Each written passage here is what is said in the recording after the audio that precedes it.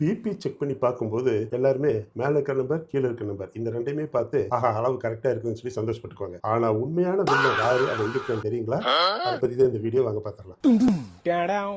அந்த உண்மையான வில்லங்கிறது இந்த 2 நம்பருக்கு நடுவுல இருக்க கேப்ல தான் இருக்குன்னு சொன்னா உங்களுக்கு ஆச்சரியமா இருக்கு. உண்மதாங்க. பிபிங்கிற பிரஷர்ல மேல இருக்கிற நம்பருக்கு பேரு சிஸ்டாலிக் பிரஷர் அப்படின்னு சொல்லுவாங்க. அப்படின்னா என்ன அப்படின்னா, இந்த ஹார்ட் வந்து லப் டப் லப் டப் அப்படின்னு சொல்லி விரியுது இல்லைங்களா? இந்த சுருங்கிறது லப் அப்படிங்கிற அதனுடைய பிரஷர் தான் 120ன்னு அளந்திருக்காங்க. அந்த ஹார்ட் விரியது டப் அப்படின்னு சொல்லி விரிஞ்சு ரத்தத்தை வெளியேற்றுறது. அதை தான் வந்து டயஸ்டாலிக் அப்படின்னு சொல்லியிருக்காங்க. இப்போ இந்த 2 நம்பருக்கு நடுவுல சிஸ்டாலிக் டயஸ்டாலிக் நடுவுல இருக்கிற கேப் இருக்குங்களா? அதுக்கு பேரு பல்ஸ் பிரஷர்னு பேரு. நார்மலா 120/80 நார்மல் பிரஷர் அப்படின்னு சொல்லி கேள்விப்பட்டிருப்போம். ஆவரேஜ் பிரஷர் அப்படின்னு. அதுக்கு நடுவுல இருக்கிற அந்த டிஃபரன்ஸ் எவ்வளவுன்னு பாருங்க. 40. 120 - 80 வந்து 40. 40 பல்ஸ் பிரஷர்ல நார்மல் தான். ஒருவேளை 50 ரெண்டுக்கும் டிஃபரன்ஸ் வந்து 50 இருந்ததுன்னா பட் பிரச்சனை ஸ்டார்ட் ஆக போகுதுன்னு ஒரு எச்சரிக்கை பல்பு. அது ரெண்டுக்கு நடுவுல இருக்க டிஃபரன்ஸ் வந்து 60 70ன்னு போச்சு அப்படின்னா இருதயத்துக்கு போற ரத்த குழாய்கள் எலாஸ்டிசிட்டியை இழந்து பிவிசி பைப் மாதிரி பயங்கரமா விரைச்சிட்டு போகுதுன்னு அர்த்தம். ஸோ எப்பெல்லாம் வந்து இந்த ரத்த குழாய் விரைச்சிக்கிட்டு இந்த பல்ஸ் பிரஷர் அதிகமாகும் அப்படின்னு கேட்டீங்கன்னா ஒரு 3 எஸ் சொல்லாங்க. ஒன்னு வந்து ஸ்ட்ரெஸ், இன்னொன்னு ஸ்லீப்லெஸ் நைட், மூணாவது சுகர் ஸ்பைக்.